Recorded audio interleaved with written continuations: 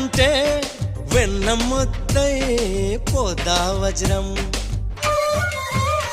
నీ ఛాతీ విఖ్యాతి ఆ తెలుసులే మేలేట నా బుగ్గలో ముటిమకు.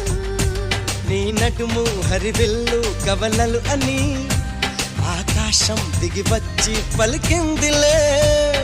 చిచ్చర పిడుగై చొచ్చుకుపోతే చిచ్చర పిడుగై చొచ్చుకుపోతే పచ్చని ఆకై విచ్చుకుపోతా. తన నాన్న నెమలి కన్నోడా నన్న నమిలే చూపోడా.